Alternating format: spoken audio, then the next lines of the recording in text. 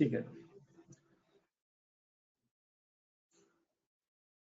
तो हम लोगों ने काफी चीजें लास्ट टाइम देखी थी, तो अब हम लोग थोड़ा सा उसका पुनरावलोकन करते हुए आगे चलेंगे। वर्णमाला हम लोगों ने देखी थी, क्या क्या होते हैं उसमें, स्वर क्या होते हैं, व्यंजन क्या होते हैं, अयोग वाह क्या होते हैं। स्वरों के हमने डिफरेंट वर्गीकरण होते हैं, जैसे ह्रस्व, दीर्घ, प्लुत स्वर, उनको हमने देखा। व्यंजन कितने प्रकार के होते हैं हमने ये देखे। अयोग वाह ये क्या होता है, अनुस्वार और विसर्ग में क्या अंतर है और क्या होते हैं ये, क्या अक्षर होते हैं, शब्द क्या होते हैं और वाक्य कैसे उनसे बनते हैं।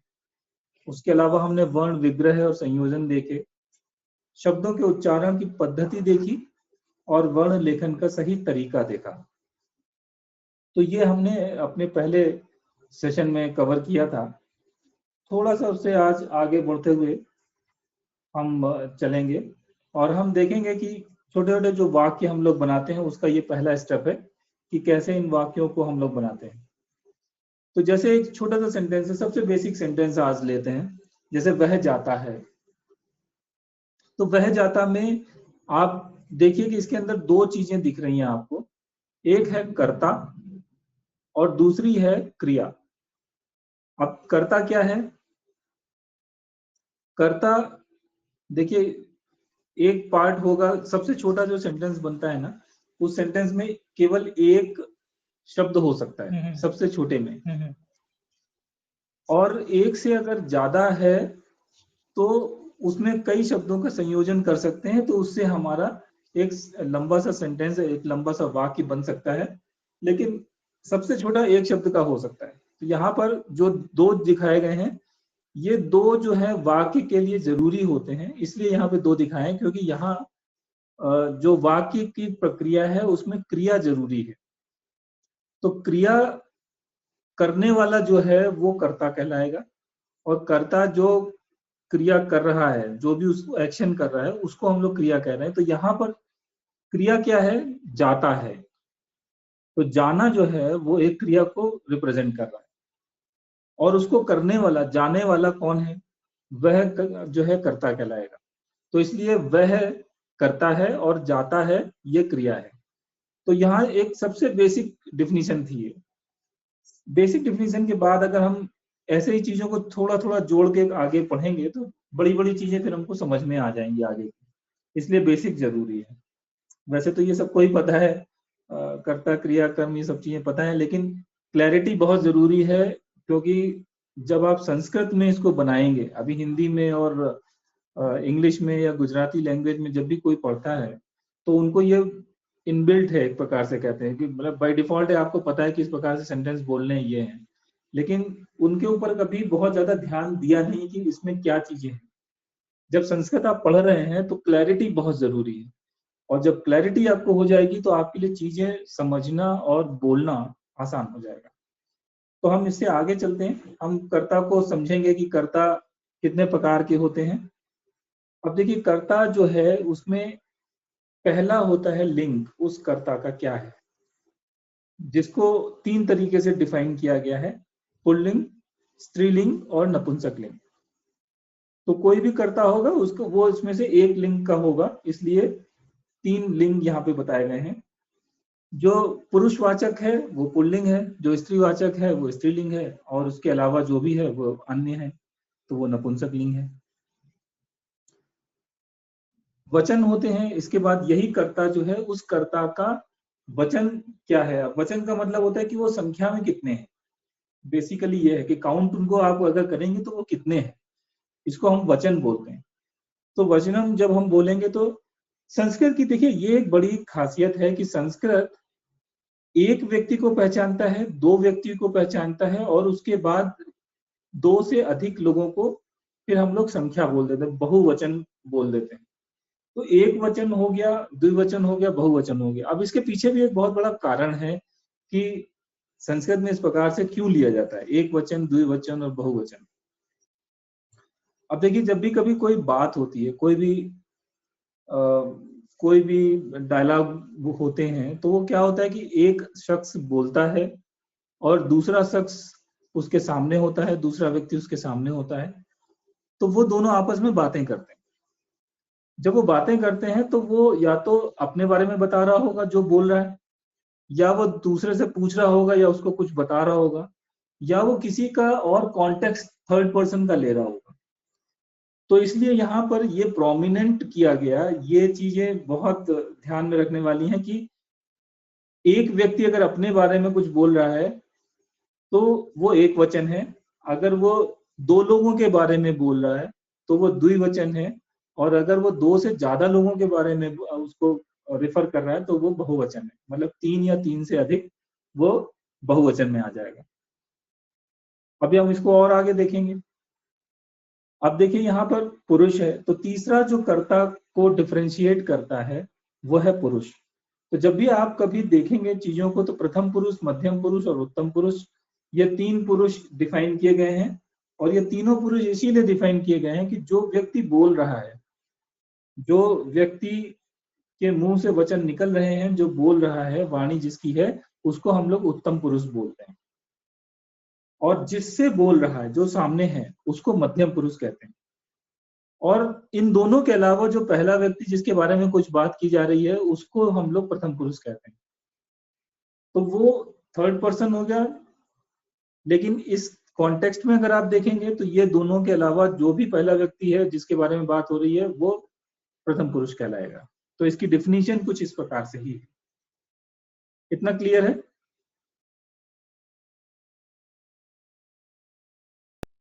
सब लोगों को समझ में आ रहा है? कुछ दिक्कत हो रही है इसमें? पुरुष फिर से बताओ ना।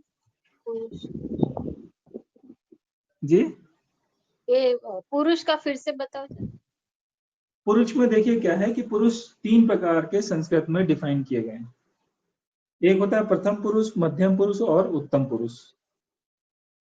अभी चलिए हम इसको आगे भी देखते हैं, मैं बताता हूं अभी आपको पुरुष के बारे में। ये एक टेबल देखिए, नीचे एक टेबल दी है। ये टेबल बहुत इंपॉर्टेंट है आपके लिए आगे आने वाले रेफरेंसेस में सेंटेंस बनाने के लिए। यहाँ पर ये तीनों पुरुष दिखाए गए हैं। लेफ्ट साइड में आप देखिए प्रथम पुरुष, मध्यम पुरुष और उत्तम पुरुष लिखा है। और जो वचन है उसके आगे लिखे हुए एक वचन, द्विवचन और बहुवचन।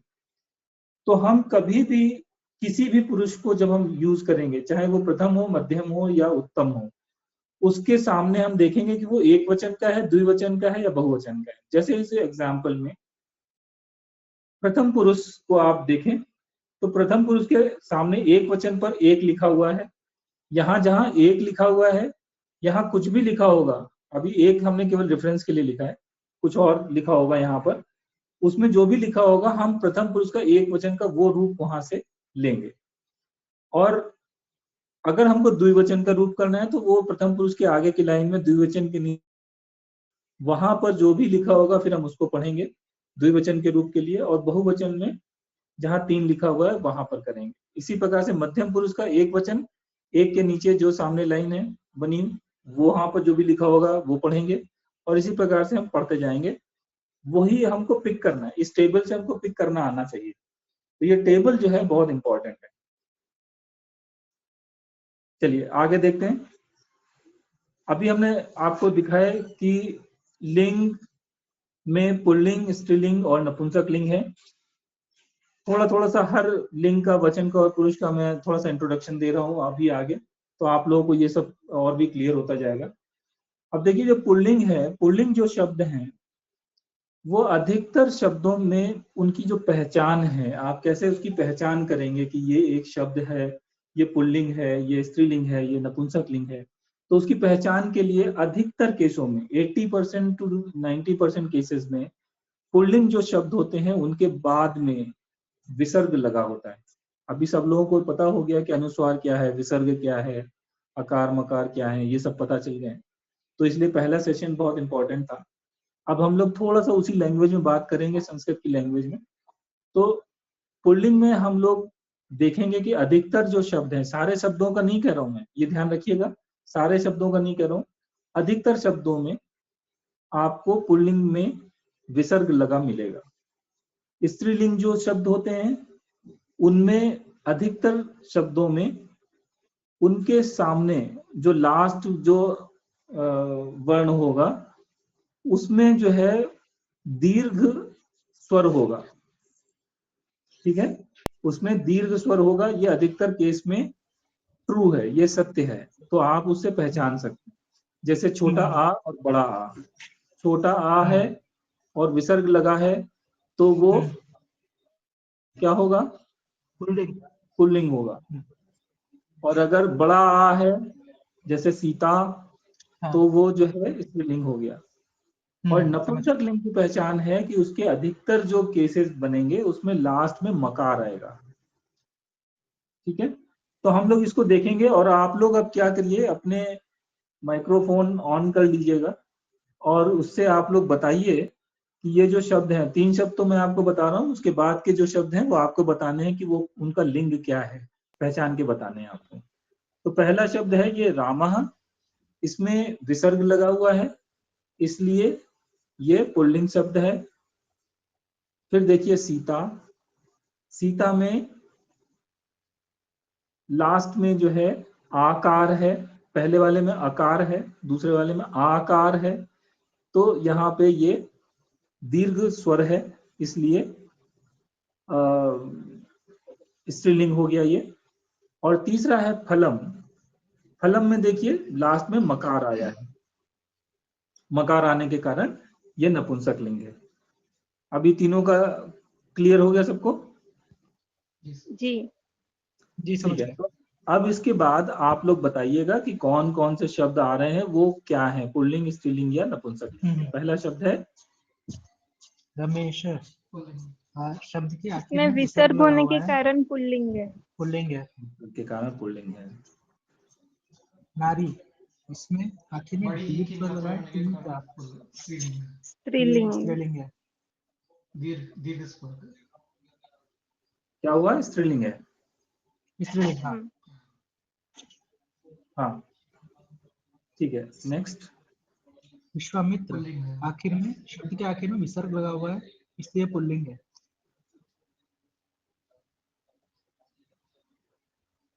इसलिए पुल्लिंग है, ठीक है। हाँ। गायत्री, दीर्घ ई होने के कारण शब्द के स्त्रीलिंग आखिर है। में दीर्घ स्वर बड़ा ई लगा हुआ है, इसलिए स्त्रीलिंग है। हाँ।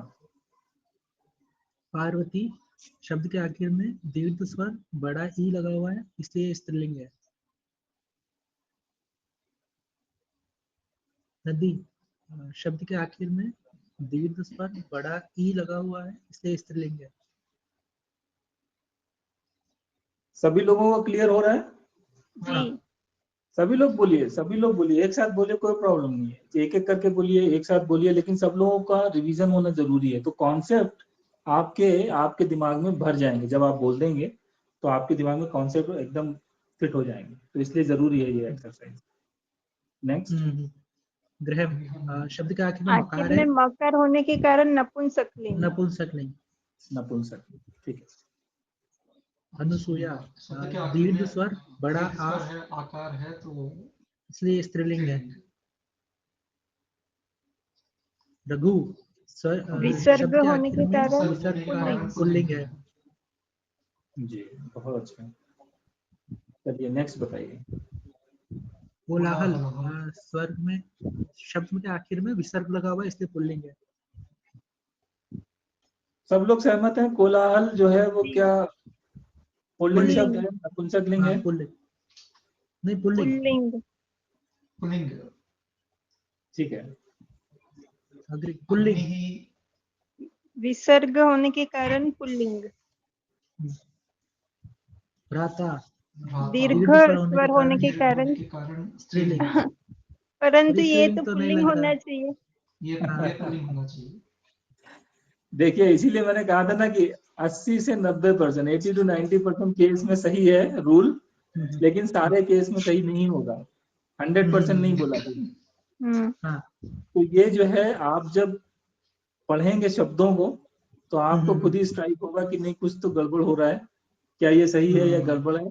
तो ये आपको यही पकड़ना है, तो जितना आप प्रैक्टिस करेंगे, जितने आप शब्दों को देखेंगे, आपकी अच्छी प्रैक्टिस हो जाएगी, ठीक है। तो यहाँ पर ये भ्राता जो है ये पुल्लिंग शब्द है। दारा, विसर्ग लगा हुआ है, इसलिए पुल्लिंग। हाँ, अब देखिए दाराह जो है ये एक स्त्रीलिंग शब्द है। दारा का मतलब पता है क्या होता है? नहीं। भ्राता का तो मतलब पता होगा, भाई। हाँ, बड़े भाई का। दारा जो है, दारा कहते हैं पत्नी को। तो ये अच्छा, जो है, ये शब्द इसीलिए मैंने दिया हुआ है कि आप लोग मतलब एकदम से फॉर्म नहीं कर ले, एक मानसिकता ना बना लें कि सारे के सारे ऐसे रूल लगाने हैं, तो सीधा स्ट्रेट फॉरवर्ड लगाएं। तो ये जो दारा है, ये एक स्त्रीलिंग शब्द है और इसका मतलब पत्नी होता है। ठीक है। नारी दीर्घ स्वर लगा हुआ है, दीर्घ बड़ी की स्वर के मात्रा, कारण स्त्रीलिंग। स्त्रीलिंग। जी सही है। कलत्रम मकार होने के कारण मकार होने के नपुंसक। कारण नपुंसकलिंग। पुंसकलिंग है। परफेक्ट। पिता पिता पुल्लिंग। ये पुल्लिंग है। पिता ये एक्सेप्शन पुल्लिंग। वाला केस है। हाँ ठीक है, तो अभी क्लियर हो रहा है ना? जी। हाँ, clear हो रहा है। एकदम माइंडसेट नहीं बना के चलना है। 80 to 90% केसेस में रूल सही चलेगा। कुछ हाँ। एक्सेप्शनल केस होंगे, अपवाद होंगे, जिनको हमें ध्यान में रखना है। और ठीक। जैसे जैसे वो अपवाद हमारे सामने आते जाएंगे, हमको पता चलता जाएगा और हमारे दिमाग में वो रजिस्टर हो जाएंगे। जब रजिस्टर हो जाएंगे तो आप एकदम उनका सही इस्तेमाल करेंगे। तो ये जो एक्सरसाइज हम कर रहे हैं, ये किस लिए कर रहे हैं? हर शब्द जो भी आएगा उसका हमको लिंक पता करना है। और लिंक पता करेंगे क्योंकि हम जो टेबल हमारी होगी, उस टेबल से जब हम निकालेंगे शब्दों को, तो वो हर जगह टेबल आएगी। तो आपको ये पता होना चाहिए कि आपको उससे संबंधित क्या लेना है शब्द। ठीक है, तो एक और देखिए। माता स्त्रीलिंग है। स्त्रीलिंग। बड़ी आंखें मीठी माता होने के जी। कारण दीर्घ स्वर के कारण स्त्रीलिंग। हाँ लक्ष्मी ही ये भी स्त्रीलिंग है। स्त्रीलिंग। स्त्रीलिंग एक्सेप्शन केस। हाँ व्यंजनम व्यजनम मकार होने के कारण मकार होने के नपुंसकलिंग। कारण नपुंसकलिंग। द्विचक्रिका दीर्घ स्वर होने के कारण स्त्रीलिंग। द्विचक्रिका स्त्रीलिंग। द्विचक्रिका सबको पता है ना? हाँ इसका साइकिल। मतलब नहीं पता मेरे को। साइकिल, बाइसिकल, साइकिल जो रघु चलाते हैं। शब्द का विसर्ग क्या? होने के विसर्ग होने के कारण कारण पुल्लिंग। पुल्लिंग। पार्वती दीर्घ स्वर दीर्घ होने के स्वर कारण दीर्घ स्वर बड़ी स्त्रीलिंग। होने की के कारण मात्रा स्त्रीलिंग। स्त्रीलिंग। दीपक विसर्ग होने के विसर्ग कारण होने के कारण पुल्लिंग। पुल्लिंग। हाँ ठीक है, तो अभी लिंगों को पहचानना आपको आ गया है सब लोगों को। तो ये एक एक्सरसाइज का बहुत बड़ा मतलब एक रोल प्ले करेगा आगे जैसे जैसे हम बढ़ेंगे उनमें। तो इन चीजों को, इन जो भी हम एक्सरसाइज कर रहे हैं, इनको थोड़ा याद रखिएगा। कभी भी अगर आपको डाउट हो या कुछ वो हो, तो आप ये जो वीडियोस हैं इनको मैं जब शेयर करता हूँ तो आप इनको बार बार देख सकते हैं। कहीं पे भी कुछ छूट जाए, कुछ कंफ्यूजन हो, तो यहाँ से देख सकते हैं। वरना ग्रुप में आप पूछ सकते हैं क्वेरीज अपनी, तो वहां से क्लियर हो जाएगा। अब देखिए वचन, जो हमने वचन देखे थे, एक वचन, द्विवचन और बहुवचन। तो अब वचन में देखिए यहाँ एक सामने टेबल बनी है। इसमें प्रथम पुरुष, मध्यम पुरुष और उत्तम पुरुष, और उसके आगे एक वचन, द्विवचन और बहुवचन, ये हमने अभी देखा था। ये उसका एक रूप है जिसमें हमने लिखा है। अब देखिए प्रथम पुरुष एक वचन के नीचे लिखा हुआ है सह। ठीक है, ये विसर्ग के साथ में है, ये सह। तो विसर्ग आपको बता रहा है कि ये किसके लिए यूज किया गया है? पुल्लिंग। पुल्लिंग। तो ये जो है, ये हम क्या बोलते हैं इस प्रकार के शब्दों को? इसको बोलते हैं हम लोग सर्वनाम। ठीक है, इनको हम लोग बोलते हैं सर्वनाम। मतलब सर्वनाम का मतलब क्या होता है कि जो नाम होता है किसी का, हम अधिकतर क्या करते हैं कि अगर किसी शख्स के बारे में, किसी इंसान के बारे में अगर हम बात कर रहे हैं, तो शुरू शुरू में तो उसका नाम लेके बात करते हैं। जैसे राम आया, फिर उसने खाना खाया, फिर वह सो गया। 3 सेंटेंस बोले, लेकिन उसमें पहली बार में हमने केवल उसका नाम यूज किया और दूसरी बार में उसको सर्वनाम कहा, मतलब उसके नाम के लिए कोई दूसरा शब्द इस्तेमाल किया, तो वो सर्वनाम कहलाता है। नाम के लिए जो हम दूसरा शब्द इस्तेमाल करेंगे। तो ये जो सह है, ये सह सर्वनाम है, सर्वनाम। और हाँ। एक वचन में किसी प्रथम पुरुष को हम जब इस्तेमाल करते हैं एक वचन में तो सह बोलेंगे, और जब द्विवचन में जब दो लोगों के बारे में बात करेंगे, जो मैं नहीं हूं और जो मेरे सामने जिससे मैं बात कर रहा हूँ वो नहीं है, किसी तीसरे शख्स के बारे में बात कर रहे हैं, तो उसको हम सह बोलते हैं। अगर दो लोग हैं सामने खड़े हुए जिनके बारे में हम दो लोग बात कर रहे हैं, तो उनको तौ बोलेंगे, और जब दो से ज्यादा होंगे तो उनको ते बोलेंगे। तो सह तौ ते, ऐसे इसको याद कर लीजिए, ये प्रथम पुरुष के सर्वनाम के रूप हैं, सह तौ ते। सब लोग बोले एक बार, सह सह तौ ते। तौ सह तौ ते। सह तौ ते। तो इस प्रकार से प्रथम पुरुष के लिए इसको इस्तेमाल करेंगे। ठीक है, ये सारी क्या चीजें ये आप सब लोग पुल्लिंग के लिए होगा? ये जो है पुल्लिंग के रूप है, मैं बता रहा हूँ, ये पुल्लिंग के रूप है। सह जो है वो पुल्लिंग का रूप है। सह में देखिए विसर्ग लगा ना, हाँ हाँ हाँ, मैं ये कह रहा हूँ जैसे पहला वाला मतलब जो है अगर, प्रथम पुरुष एक वचन। हाँ पर ये सिर्फ पुल्लिंग के लिए यूज होगा या फिर स्त्रीलिंग के लिए यूज कर सकते हैं? नहीं, जैसे सिर्फ पुल्लिंग, द्विवचन सिर्फ पुल्लिंग। ठीक है, धन्यवाद। सिर्फ पुल्लिंग के लिए, इसलिए बोला सह तौ ते, ये पुल्लिंग के ही रूप है और किसी में इस्तेमाल नहीं होंगे ये। आप स्त्रीलिंग और नपुंसक लिंग के लिए इस्तेमाल नहीं करेंगे, सिर्फ पुल्लिंग के लिए करेंगे। ठीक, तो धन्यवाद। अगर किसी एक व्यक्ति के बारे में है तो सह, दो लोगों के बारे में बात करें तो सह नहीं कहेंगे, क्योंकि सह एक व्यक्ति के लिए होता है, तो इस्तेमाल करेंगे उस केस में। और अगर दो से ज्यादा लोग हैं तो ते इस्तेमाल करेंगे उनके लिए। ठीक है, आगे आने वाली एक्सरसाइज में आपको ये सब क्लियर होता जाएगा। चलिए नेक्स्ट देखते हैं। अब हम बात करते हैं पुरुष के बारे में। तो जैसे मैंने बताया कि जो आदमी बोल रहा है, जो शख्स बोल रहा है, उसको हम वक्ता बोलते हैं। तो वक्ता होता है एक, और जो दूसरा सुन रहा है उसको हम बोलते हैं श्रोता।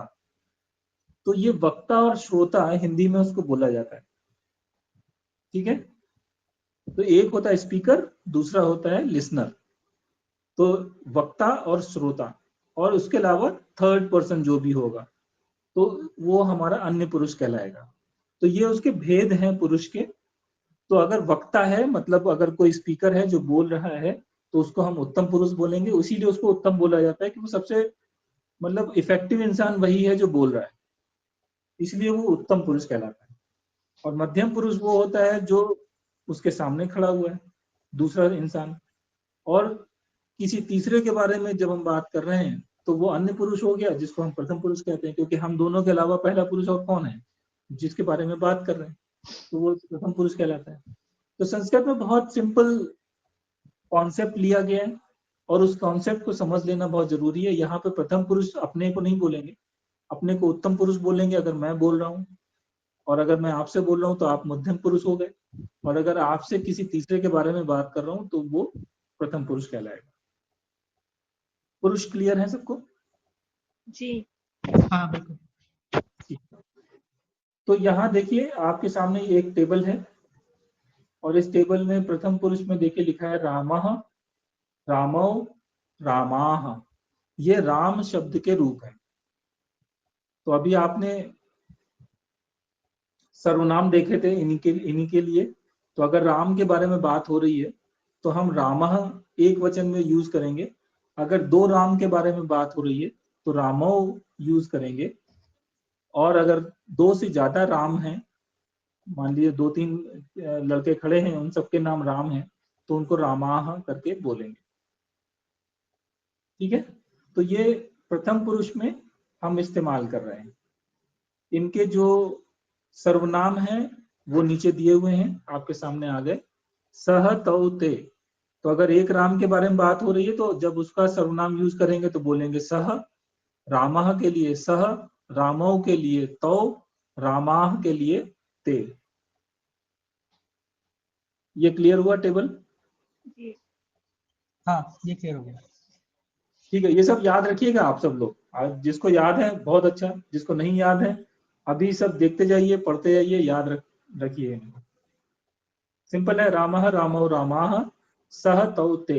ये आपको प्रथम पुरुष के लिए इस्तेमाल करने हैं। तो ये हो गए आपके सर्वनाम जो अभी आपको बताया।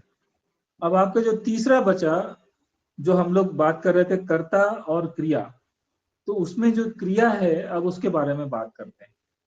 तो क्रिया जो आपको बताया था, कोई भी एक्शन हो रहा है उसको हम क्रिया बोल रहे हैं, इंग्लिश में एक्शन बोलते हैं, हिंदी में क्रिया बोलते हैं। तो जैसे गच्छति, गच्छति एक क्रिया है। गच्छति जो है उसका मतलब होता है जाता है, ठीक है। तो इसको आप इस्तेमाल करिए, कैसे इस्तेमाल करेंगे? एक वाक्य बनाने में। रामः गच्छति। रामः गच्छति, तो ये हो गया संज्ञा के साथ में। अब उसको अगर सर्वनाम के साथ में करना है तो कैसे बोलेंगे? सह गच्छति। सः गच्छति। सह गच्छति। तो ऐसे ही आपको आने वाले जो शब्द हैं उनके बारे में या तो आप नाउन से, संज्ञा से बनाइए या उसके सर्वनाम से बनाइए। सब लोग बोलते जाइए साथ में, एक एक शब्द क्रिया आती जाएगी, उसमें आप संज्ञा या सर्वनाम को लगाकर अपने शब्द बनाइए। तो उसमें कर्ता लगाइए और क्रिया उसमें जोड़िए। आगच्छति, रामः आगच्छति। सब लोग बनाए जल्दी जल्दी।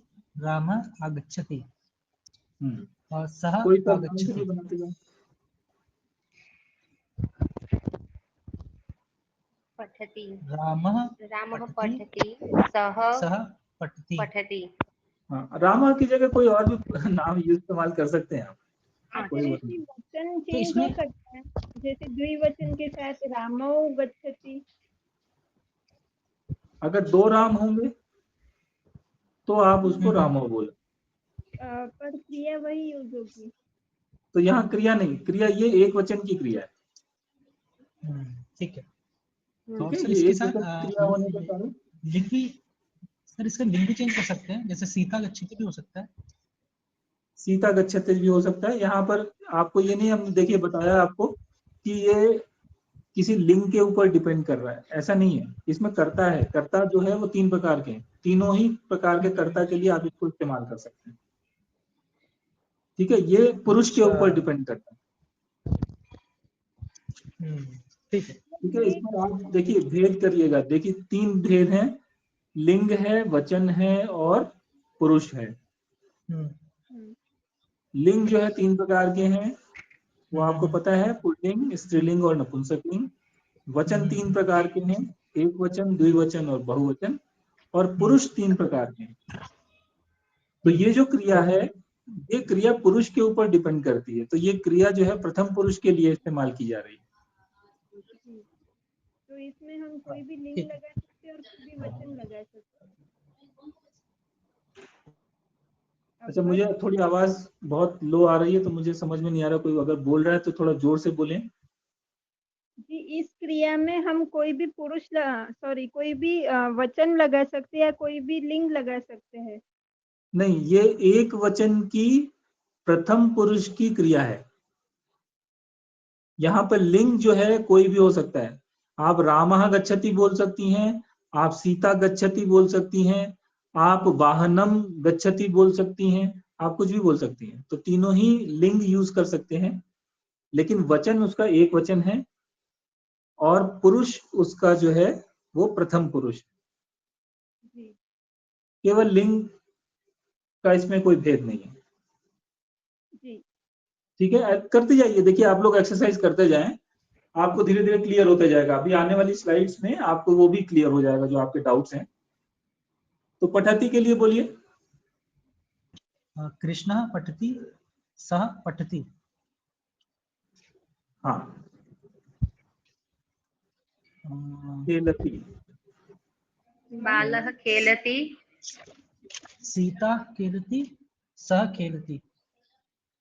खेलति, खेलती नहीं, खेलती हिंदी में बोलते हैं। खेलति, यहाँ पे ला में आ की मात्रा आनी चाहिए, खेलति। ठीक है। पिबती, लक्ष्मण पिबति, सः पिबति। हाँ देखिए, लक्ष्मण जो है उसमें लक्ष्मणः विसर्ग लगाना है। लक्ष्मणः पिबति। हाँ, हसति, पुष्पा हसति, लक्ष्मणः हसति, सः हसति, गायति, बालकः गायति, राधा गायति, सः गायति,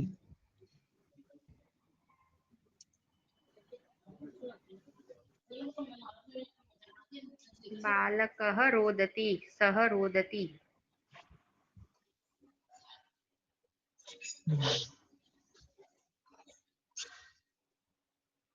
क्रीडति,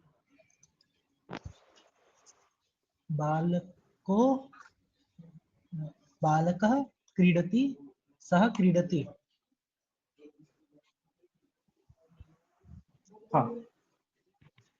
अब देखिए, अब हम लोग जैसे जैसे वाक्यों में इनको हम लोगों ने क्रिया के रूप देखे, आपने उसका छोटे छोटे सेंटेंस बना लिए।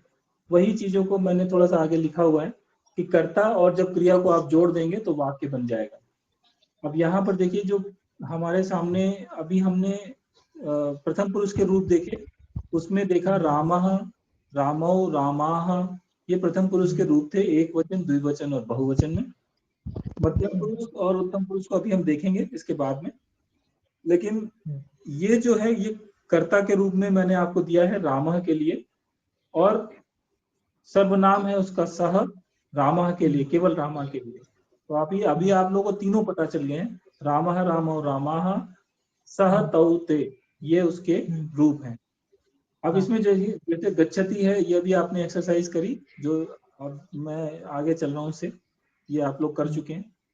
ये एक्सरसाइज है बेसिकली ये कि यहाँ से आप देखें रामः, सामने देखें गच्छति, तो यहाँ से बोले रामः गच्छति, नीचे लिखा है सह, तो अगर आपको सर्वनाम यूज करना है तो सह गच्छति, रामः आगच्छति, सह आगच्छति, ऐसे करके। तो जो अभी आपने एक्सरसाइज करी ये वही है। तो हम लोग नेक्स्ट चलते हैं। वाक्य में अभी हमने स्त्री लिंग का उपयोग नहीं किया, अभी हम लोगों ने पुल्लिंग का इस्तेमाल किया। अब थोड़ा स्त्रीलिंग के लिए देख लेते हैं। तो यहाँ पे ये सीता का रूप है, प्रथम पुरुष एक वचन में सीता, और सीता के लिए हम सा इस्तेमाल करेंगे सर्वनाम के लिए। विसर्ग इस्तेमाल किया था सा के साथ में पुल्लिंग के लिए, और यहाँ दीर्घ स्वर इस्तेमाल करेंगे, ये हो गया सा, ये सीता के लिए। क्रिया यहाँ पर क्या है, धावती। धावती का मतलब क्या होता है, दौड़ना, दौड़ना, दौड़ना। तो अब इससे देखिए रूप बनाइए, आप इसके सेंटेंस बनाइए। कर्ता ये है, पहले उसमें बॉक्स में दिया हुआ कर्ता, सामने उसके क्रिया लिखी हुई है, दोनों को जोड़ दीजिए, कर्ता प्लस क्रिया। सीता धावती, सा धावती, धावती, सा धावती। हाँ, तो मतलब क्या हुआ, सीता दौड़ती है, वह दौड़ती है, वह दौड़ती है। ठीक है। तो ये हो गया स्त्रीलिंग के लिए। अब हम थोड़े से और उसके आगे चलेंगे, और यहाँ देखिए एक रूप उसके दिए हैं गच्छति का। जैसे आपने अभी पिछली बार देखा था, एक वचन में गच्छति बोलते हैं, द्विवचन में गच्छतः, और बहुवचन में गच्छन्ति। गच्छन्ति। तो कैसे रूप हो गए, गच्छति, गच्छतः, गच्छन्ति। बोले गच्छति, गच्छतः, गच्छन्ति। अब इसके बाद देखिए मध्यम पुरुष। अभी आपने केवल प्रथम पुरुष देखा था, तो प्रथम पुरुष में गच्छति, गच्छतः, गच्छन्ति। मध्यम पुरुष में क्या बोलेंगे, गच्छसि, गच्छसि, गच्छथः, गच्छथ। उत्तम पुरुष में क्या बोलेंगे, गच्छामि, गच्छावः, गच्छामः। तो यहाँ से अब आपको समझ में आ गया कि अगर प्रथम पुरुष का एक वचन का रूप है तो क्या लेना है, गच्छति, गच्छति, गच्छति। उत्तम पुरुष का द्विवचन, गच्छामि, गच्छवः, गच्छवः। मध्यम पुरुष का बहुवचन, गच्छथ, गच्छथ। तो आपको इस प्रकार से टेबल में समझ में आ गया कि किस प्रकार से पुरुष और एक वचन से उसके रूप निकालने। तो कौन सी क्रिया लगेगी जो सही होगी, ये आपको यहाँ से सेलेक्ट करना है, ठीक है। तो आपको इसीलिए जरूरत है कि आप उसको पहचाने कि प्रथम पुरुष है, मध्यम पुरुष है, उत्तम पुरुष है, कौन सा पुरुष है और उसका वचन कौन सा है। तो अगर ये दो चीजें आपको पता है तो इस टेबल से आप उसका रूप क्रिया का कौन सा लगाएंगे, कौन सा सही शब्द है, ये पहचान सकते हैं। हम लोग इसकी एक्सरसाइज करेंगे। और सर जी किसी भी लिंक पे लग सकती है ना? हाँ, ठीक। अब देखिए यहाँ पर लेफ्ट साइड में क्या लिखा है, उत्तम पुरुषः। उत्तम पुरुष में एक वचन में अपने लिए, मैं के लिए इस्तेमाल होता है अहम। द्विवचन के लिए होता है आवाम और बहुवचन के लिए होता है वयम। अहम, आवाम, वयम। सब लोग एक एक बार बोलते जाएं। अहम, आवाम, वयम। आवाम वयम। अहम अहम आवाम आवाम वयम। वयम। अब देखिए उत्तम पुरुषः, ये कैसे लिखा हुआ है, किस कलर में? ग्रीन। ग्रीन। ग्रीन कलर में। जो ये कर्ता है, कर्ता जो है, कर्ता वाली लाइन में लेफ्ट साइड में कर्ता है, राइट साइड में क्रिया है।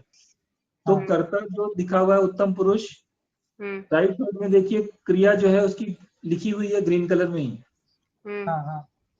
तो एक वचन में एक वचन वाला उत्तम पुरुष का रूप लगाएंगे, द्विवचन में द्विवचन वाला लगाएंगे, बहुवचन में बहुवचन वाला लगाएंगे। तो कर्ता का जो भी वचन होगा, क्रिया का वही वचन होगा। समझ गया। क्लियर है? हाँ। तो अब देखिए यहाँ से लगाइए, उत्तम पुरुष का एक वचन उठाइए और उसको क्रिया के साथ लगाकर बोलिए। क्रिया क्या है आपकी, नीचे दी हुई है गच्छति। गच्छति क्रिया है। हाँ। अहम गच्छामि। गच्छामि। अहम गच्छामि। द्विवचन में आवाम गच्छावः। गच्छावः। आवाम गच्छावः। बहुवचन वयम गच्छामः। हाँ। इसी पर देखिए, अब ये एक चीज और ध्यान रखिएगा, सब में देखिए गच्छ गच्छ सब में लिखा हुआ है। उसके आगे तह, अंति, सी, थह, था, मी, वह, मह ऐसे करके लिखा हुआ है। तो जो भी आपकी क्रिया होगी वो ऐसे ही उसके आगे ये जो शब्द आएंगे वो लगते जाएंगे। इनको प्रत्यय बोलते हैं। तो ऐसे ये प्रत्यय जो है उसमें लगते जाएंगे। तो क्रिया मैं आपको बता रहा हूँ। अब आप दूसरी क्रिया देखेंगे, इसी में ही लगाएंगे, उत्तम पुरुष में ही लगाएंगे, तीनों वचनों में लगाएंगे एक एक करके और सही क्रिया का इस्तेमाल करेंगे। दूसरी क्रिया है आगच्छति। उत्तम पुरुष में लगाइए अहम आगच्छति। आगच्छामि। आगच्छामि। तीनों बोलिए, तीनों वचन में। आवाम आगच्छावः। वयम आगच्छामः। वयम आगच्छामः। ठीक है, अभी क्लियर हो रहा है? हाँ, तो अभी नेक्स्ट देखिए, नेक्स्ट क्रिया पठति। अहम पठमि। आवाम पठावः। पठावः। वयम पठामः। वयम पठामः।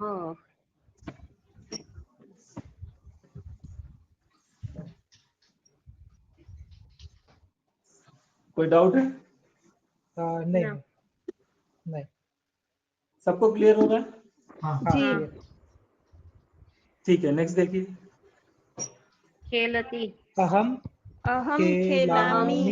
खेलामि। वयम आवाम खेलावः। खेलावः। वयम खेलामः। अहम पिबामि। आवाम पिबावः। वयम पिबामः। हाँ। अच्छा देखिए, जो भी पहला है ना उत्तम पुरुष में एक वचन में क्या लिखा हुआ है? अहम। हाँ, तो ए नहीं इसको बोलेंगे, आ बोलेंगे। ठीक है, ये गलत प्रोनाउंसिएशन है। एहम नहीं है, अहम है, आ है। अहम। हाँ, अहम बोलेंगे। ये प्रोनाउंसिएशन के दोष हो जाते हैं, तो यहीं से उसको सुधारते चलेंगे हम लोग। चलिए नेक्स्ट। अहम अहम धावामि धावति धावामि। अहम धावामि आवाम आवाम धावाम धावामः धावामः वः धाववः वयम वयं धावामः धावामः धावामः। वयम वयम धावामः। परफेक्ट, बहुत अच्छा है। लास्ट है ये। पतति अहम पतमि अहम पतमि पतमि हम पतामी। आवाम पठामि पतामि अहम पतावः पतामि पतावः आवाम पतावः आवाम वयम पतामः पतामः वयं वयम पतामः। पतामः। वयम पतामः। हम्म, तो अभी आप लोग को उत्तम पुरुष परफेक्ट हो गए सब लोग। हाँ हाँ जी कैसे उसकी क्रिया और कैसे उसके कर्ता को पहचानना है और उसमें कर्ता में क्रिया लगानी है, हाँ हाँ हाँ। समझ गया। हाँ जी हाँ बिल्कुल क्लियर होगा सबको। हाँ हाँ हाँ जी चलिए तो अभी हम उसको आगे देखेंगे। अब हम क्या करेंगे कि यहाँ पर पुरुष चेंज कर देते हैं, ठीक है। अब पुरुष हो गया मध्यम पुरुष, ठीक है। और मध्यम पुरुष किस कलर में है? Blue blue colour blue blue colour. Colour में, नीले रंग में लिखा हुआ है, ब्लू कलर में है। हाँ क्रिया किस कलर में देखिए सामने लिखी हुई है? ब्लू कलर में ही क्रिया दी हुई ब्लू है कलर। मध्यम पुरुष हाँ में। जी हाँ तो आपको वही ब्लू कलर से ब्लू कलर मैच करने वाली क्रिया लेनी है। कर्ता है ब्लू कलर में, ठीक क्रिया ब्लू कलर में, तो अभी आपको वैसे ही वहां से उठाना है। हाँ ब्लू वही है जो आपने ठीक। उत्तम पुरुष के लिए लगाया था, अब इसको मध्यम पुरुष के लिए लगाइए। हम्म, त्वम युवाम यूयम। ठीक त्वम एक वचन में हो गया, त्वम का मतलब हो गया तुम, युवाम का मतलब हो गया तुम हाँ दोनों, यूयम का मतलब हो गया तुम सब। हाँ एक वचन, द्विवचन, बहुवचन। तुम जाते हो, तुम जाते हो त्वम किस वचन में गच्छसि है? नहीं, पहले इसको गच्छसि। पहचानिए। तुम जाते हो, ये एक छोटा सा सेंटेंस है, इसमें कर्ता हाँ कौन सा पुरुष है? तुम मध्यम एक पुरुष वचन। तुम है मध्यम पुरुष एक वचन। हाँ, मध्यम पुरुष का कर्ता है और हम्म, एक वचन का है। तुम जाते हो केवल एक ही है, तुम्हारे बारे में बात हो रही, मतलब एक हो तो। हाँ तो एक वचन की ही क्रिया उसमें आप इधर देखेंगे। हम्म, तो क्या सेंटेंस बना? त्वम त्वम गच्छसि गच्छसि त्वम गच्छसि द्विवचन में, त्वं युवाम युवाम गच्छतः युवां गच्छतः बहुवचन यूयं गच्छतः यूयं यूयं गच्छतः गच्छतः गच्छतः गच्छतः। गच्छथा, गच्छतः ठीक है, यूयम गच्छथ। अब देखिए क्रिया है आपकी हसती। हाँ हसति त्वम त्वं हससि हसति हससि युवाम हसथः युवां हसथः युवां हसतः यूयं हसथ यूयं हसथ। हसथ। डाउट है किसी को? सबको क्लियर है? क्लियर। हाँ क्लियर है। हाँ तो देखिए बस यही है एक्सरसाइज, आप ध्यान रखिएगा। ये रूल अगर आपको समझ में आ गए आज एक्सरसाइज से, तो आप ये दो शब्दों के तो सेंटेंस बनने शुरू हो जाएंगे आपसे। ये आपकी परफेक्ट शुरुआत है। दूसरा देखिए, गायति त्वं त्वं गायसि गायसि युवां त्वं युवां गायसि गायथः युवां गायथः यूयं गायथ यूयं गायथ। गायथ रोदति त्वं त्वं रोदसि रोदति त्वं युवां युवां रोदति रोदथः रोदति यूयं यूयं युवां रोदथः रोदथः यूयं रोदथ। रोदथ। किसी भी शब्द का अर्थ अगर आपको नहीं पता हो तो पूछ लीजिएगा। वैसे सब सर सिंपल रोदति है। का अर्थ क्या होता है? मतलब ना, गायती मतलब गाने के लिए, रोदती मतलब रोने के लिए इस्तेमाल किया गया है। नेक्स्ट देखिए, पाठयति। त्वं पाठयसि पाठयसि युवां त्वं पाठयथ युवां यूयं यूयं पाठयथ पठथ यूयं पाठथ पाठथ पाठयथ। पाठयथ यथ पाठयथ। पाठयथ हाँ, पाठयथ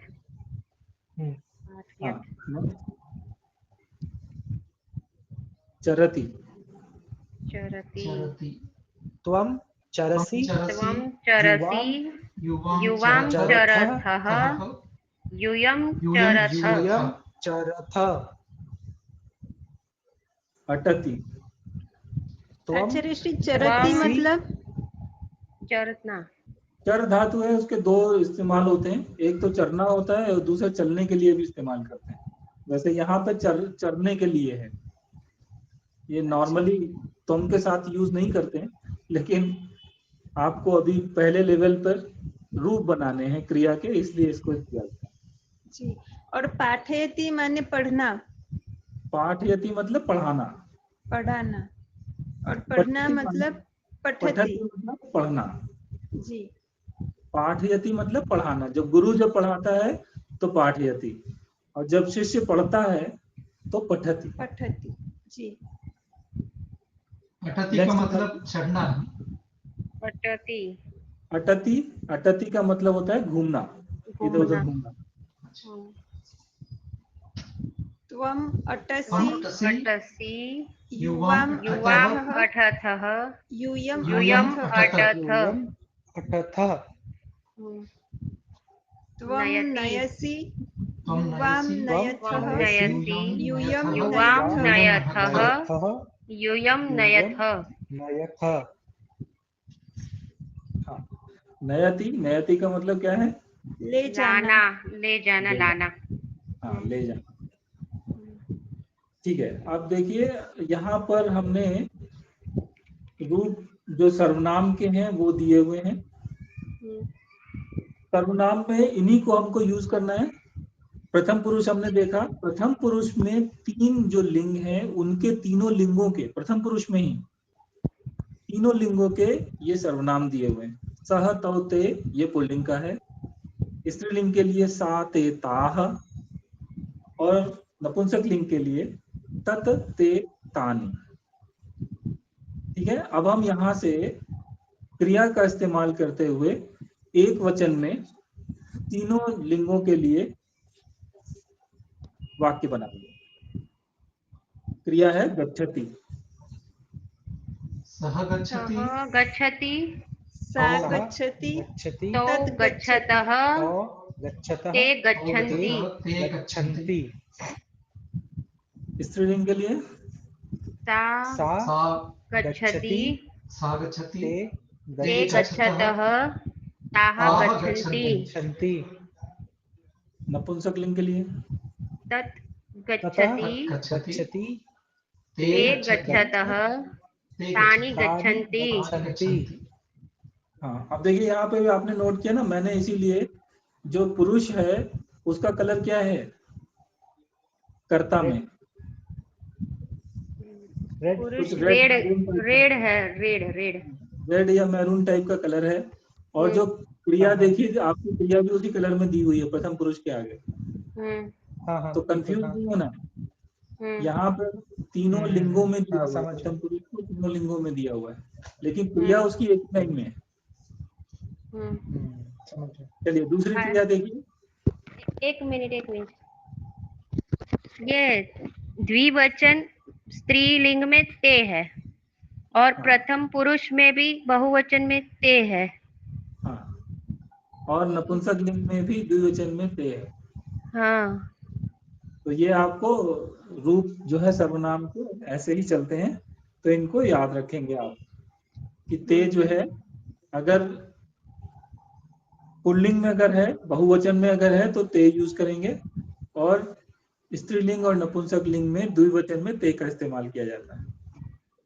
ये आपको कॉन्टेक्ट जब भी आएगा तब आपको अपने आप ही पता चल जाएगा।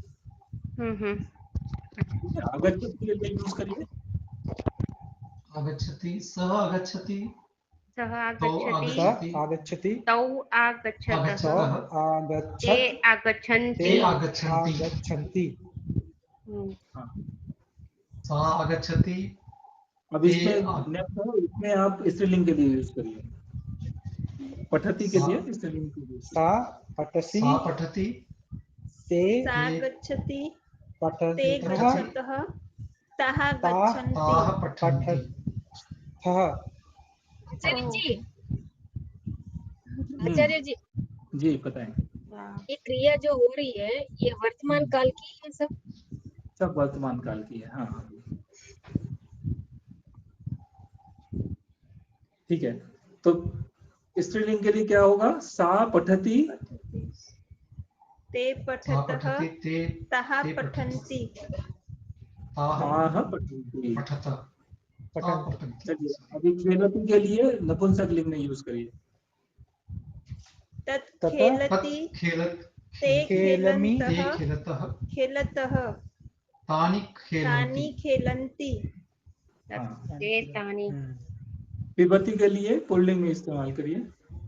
पिबति सः सः पिबति सः पिबति पिबति तौ तौ पिबतः पिबतः पिबतः ते ते पिबन्ति। पिबन्ति पिबन्ति हाँ, हाँ, पिबन्ति अभी पुल्लिंग के लिए सा सा धावति पिबसि धावती के साथ में इस्तेमाल करें। सा धावति ते सा धावति धावतः ते ते ताः धावतः तानि धावन्ति धावन्ति ताः धावन्ति धावन्ति ते धावन्ति ताः धावन्ति। चलिए इसके इस्तेमाल करिए नपुंसकलिंग के लिए। पतति ततः तत् पतति पतति तत् पतति ते ते पततः पततः पततः तानि तानि पतन्ति पतन्ति तानि पतन्ति तानि पतन्ति। हम्म, तो इस प्रकार से आप लोगों को देखिए अब ये क्या होता है ना, संस्कृत की एक बड़ी खासियत ये है कि आपको जैसे टंग ट्विस्टर्स होते हैं ना, बहुत से लोगों को पता होगा टंग ट्विस्टर क्या होता है।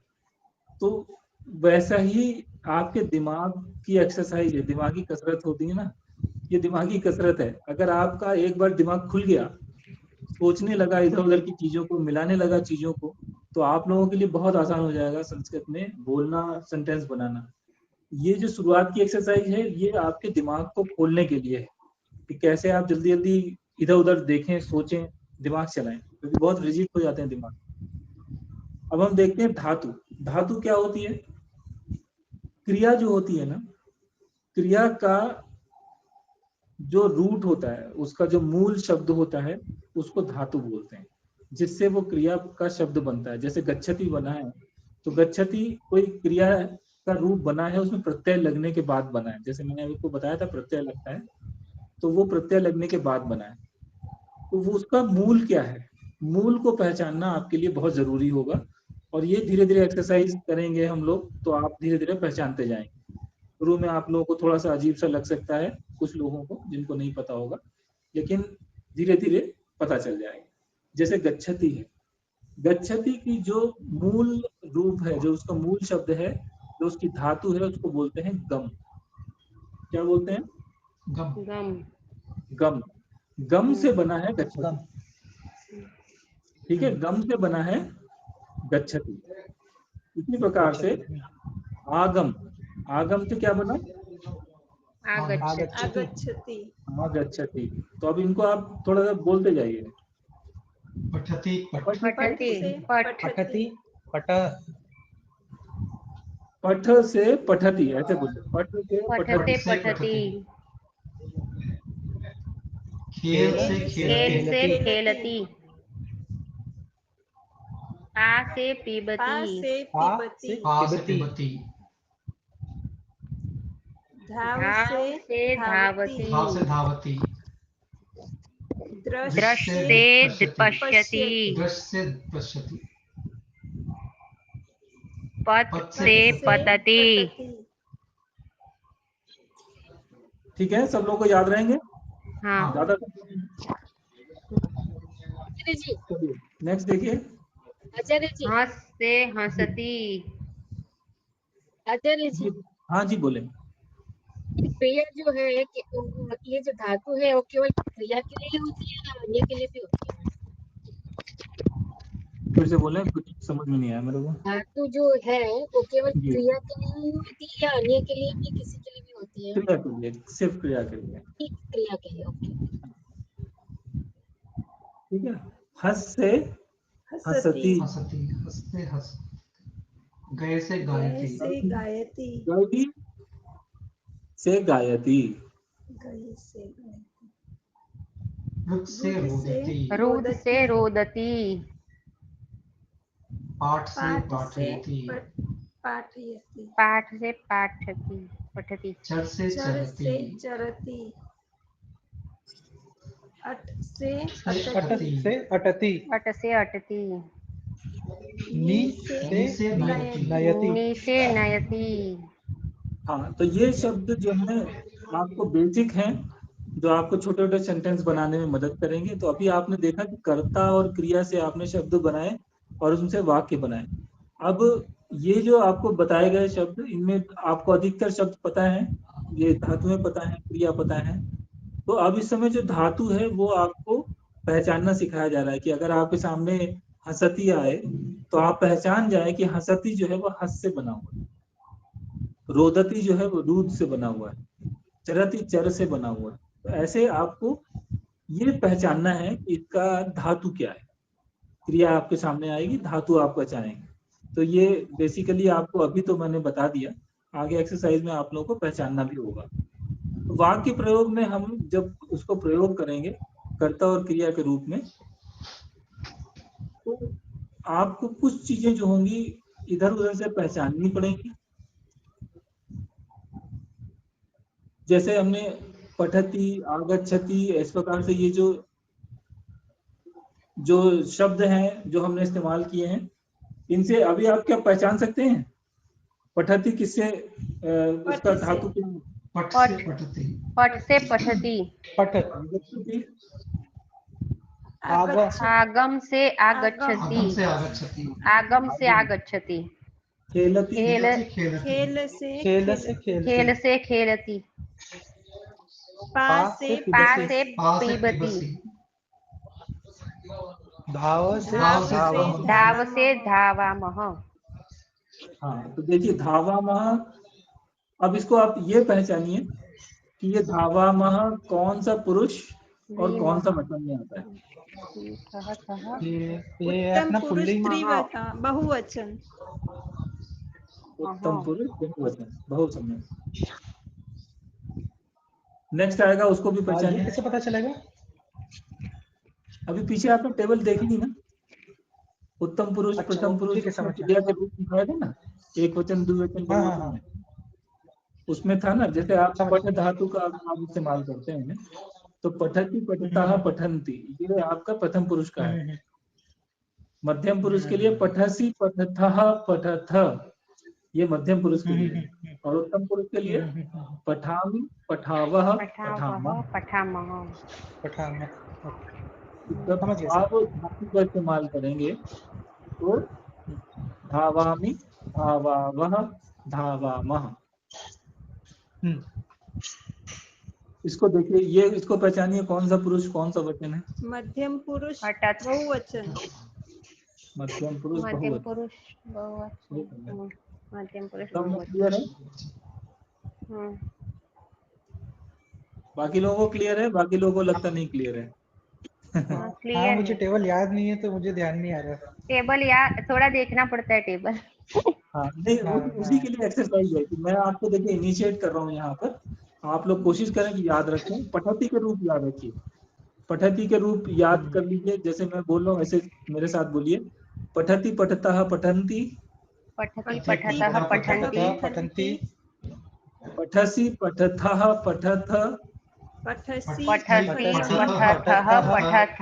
पठतः। पठामि, पठावः, पठामः।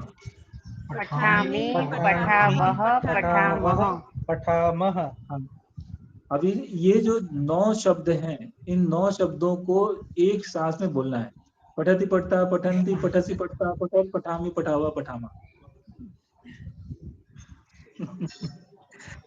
तो ये आपकी एक्सरसाइज है, ये आप लोग अपने खाली समय में इस सेशन के बाद करिएगा, जिससे आप लोगों को अगर पठती के रूप याद हो गए तो बाकी सब कुछ याद हो गए।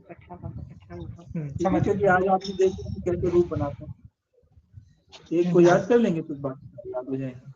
तो अतः था, ये जो है मध्यम पुरुष बहुवचन का रूप।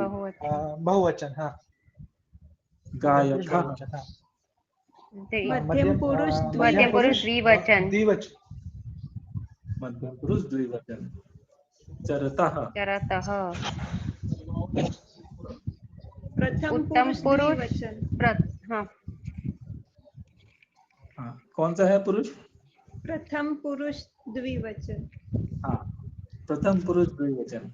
ये ऐसे ही देखिए जल्दी जल्दी याद आने चाहिए। अगर जल्दी जल्दी याद आएंगे ना तो आपको ज्यादा सोचना नहीं पड़ेगा। और ये एक्सरसाइज केवल कीजिए, कोशिश करें। नेक्स्ट देखिए, प्रथम पुरुष बहुवचन, प्रथम पुरुष बहुवचन।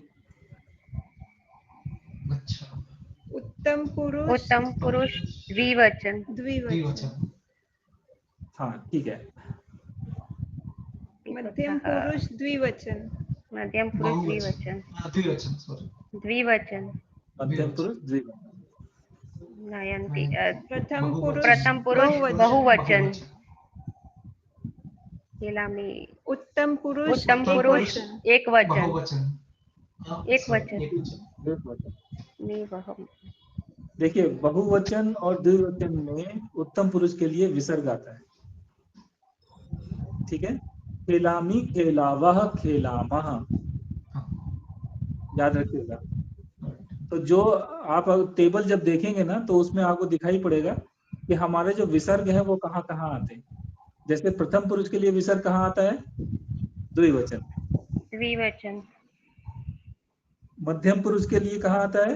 द्विवचन में, हाँ, और उत्तम पुरुष के लिए आता है उत्तम द्विवचन पुरुष और में बहुवचन। द्विवचन और बहुवचन में। तो अगर एक बार थोड़ा सा टेबल को ध्यान से देखेंगे तो आपको पैटर्न समझ में आएगा। और जब आपको पैटर्न पहचानने आ गए तो आपके लिए चीजें बहुत आसान हो जाएंगी। ठीक है, अभी हम आगे का जो ये देख रहे हैं ये लास्ट एक्सरसाइज लेते हैं। पहचानिए ये कौन सी धातु है? इससे नयति, क्या शब्द बनते हैं? नयति, नी से नयति, हाँ, नी से नयति। सब लोग जल्दी जल्दी बताएंगे। आग से आगम, आगम से आगच्छति, आगच्छति, क्षति, हस से हसति, हसति, गे से से गायति, गायति, गायति, गायति, चर से चरति, चरति, अट से अटति, अटति, अटति, पास पास से से पीबती, पीबती, पट से पठति, पठति, पाठयति, गम से गम से गच्छति, गायति, गच्छति, गच्छति, सॉरी,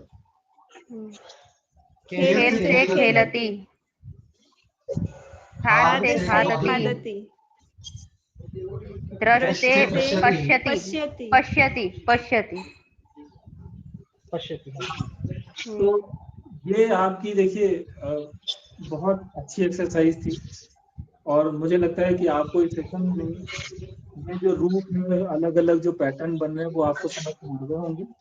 और यहाँ से अगर आप थोड़ा सा भी अगर ध्यान देंगे टेबल को तो आपको टेबल परफेक्टली याद हो जाएगी। तो ये सप्ताह है, इस सप्ताह में आप इस वीक में कोशिश करिएगा कि आप इस टेबलों को देखें जो भी आज आपने पढ़ी हैं और उनके रूपों को जल्दी जल्दी पहचाने, याद करें और जल्दी जल्दी बोलना शुरू करें।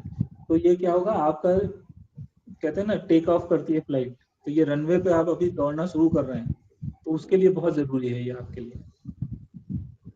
ये आपकी गायत्री मंत्र है जो आपके सामने लिखा हुआ है। ये सभी लोगों को पता होगा गायत्री मंत्र। हाँ, पता।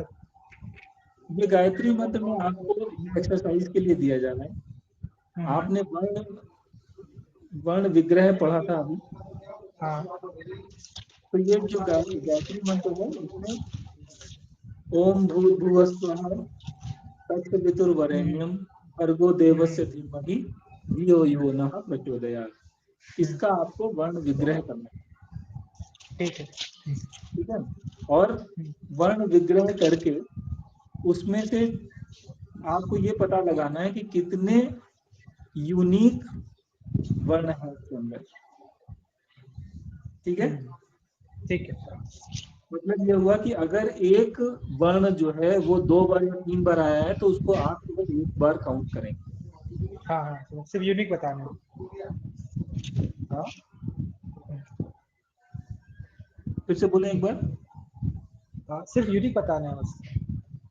हाँ, तो इसमें आपको वर्ण विग्रह करना है हर एक का, और वर्ण विग्रह करने के बाद उन सबको जितने भी उसके वर्ण हैं उन सबको काउंट करना है, टोटल काउंट कितनी है। उसमें कोई भी वर्ण जो है 2 बार आप नहीं, 2 बार या 3 बार आया है तो उसको सिर्फ 1 बार आप काउंट करेंगे। ठीक है, तो इसमें आपको देखना है कि कितने इसके अंदर वर्ण हैं, कितने वर्णों से ये गायत्री मंत्र बना हुआ है। ठीक है। हाँ जी। और ये एक्सरसाइज आप सब लोग अपने अपने आंसर पोस्ट करिएगा अपने ग्रुप में, और हम अगले सप्ताह देखेंगे, आंसर बताएंगे आपको। अगले सेशन में इसका आंसर बताया जाएगा। हाँ ठीक है, बिल्कुल। ठीक है, आचार्य श्री, ये जो पिछले क्वेश्चन आंसर्स थे उसके आंसर्स क्लियर करने थे। जो हाँ, स्वर कितने प्रकार के, तो 3 प्रकार के, ह्रस्व, दीर्घ और प्लुत। और ह्रस्व स्वर कितने होते हैं, तो कौन कौन से 5 स्वर है? तो वो आप एक काम करिए, मैंने वीडियो शेयर किया हुआ है लास्ट सेशन का, जी वीडियो में देख लीजिए, उसमें पूरे डिटेल में है, वहां से देख लीजिए, उसमें पूरा स्लाइड वाइड सारी हैं। वीडियो का लिंक है ना आपके पास? वीडियो नहीं कहाँ पर, मतलब? ग्रुप में पोस्ट किया था, देख लीजिए, उसमें ग्रुप में मैंने पोस्ट किया हुआ है। जी अगर कोई चीज देखिए आपको दोबारा रिवाइज करनी है ना, तो वीडियो इसीलिए डाल दिया है कि आप लोग रिवाइज कर सके वहां से, तो वो आपके लिए बहुत अच्छा रहता है उसमें। ओके। ये जो .ics फाइल है वही, हाँ, जो मीटिंग की लिंक के साथ जो नीचे लिंक्स दी है वही? नहीं, मीटिंग की लिंक में नहीं है। मीटिंग के अलावा जब भी सेशन जब खत्म हुआ था तभी मैंने डाला था, तो उसके बाद में पिछला सेशन जहाँ खत्म हुआ ना, उसके बाद में वो लिंक आपको मिलेगा। जी तो अगर आपको चाहिए तो मैं दोबारा भी पोस्ट कर दूंगा, जी आचार्य श्री। तो आप लोग उससे देख लीजिए एक बार, वहां से आपको सारी चीजें क्लियर हो जाएंगी। तो वो आपका है ना, वीडियो से आपको फायदा ये है कि आप उसको बार बार रिवाइज करके देख सकते हैं। मैं इसको दोबारा आपको लिए पोस्ट कर दे रहा हूँ।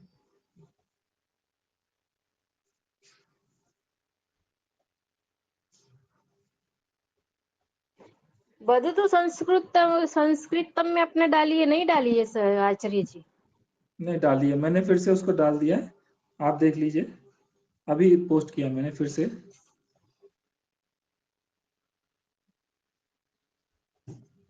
अब आप लोगों को मिल गया होगा वो लिंक। लिंक कहाँ, प्रवेश 01 में क्लिक करना है? हाँ, प्रवेश 01 पे करिए। उसमें तो ओके ओके, ठीक है, हाँ आ गया आ गया। हाँ हाँ, ठीक है, आप लोग उसी से रिफर कर लीजिए, तो जितनी बार ये तो देखना चाहें देखिए यूट्यूब, उसी से, कोई आचार्य जी प्रॉब्लम नहीं। यूट्यूब पे खुला है ये तो। हाँ, यूट्यूब पे डाल दिया ना, वो आप लोगों के लिए वहां से इजी रहता है आप सब लोगों को एक्सेस करने के लिए। ओके, ठीक है, ठीक है आचार्य जी, ठीक है, धन्यवाद सर। धन्यवाद। चलिए यहाँ पर सेशन को खत्म करते हैं। धन्यवाद। अगले सेशन में हम लोग फिर से मिलेंगे, मंगलवार को Yes, yes. 8 बजे। हाँ।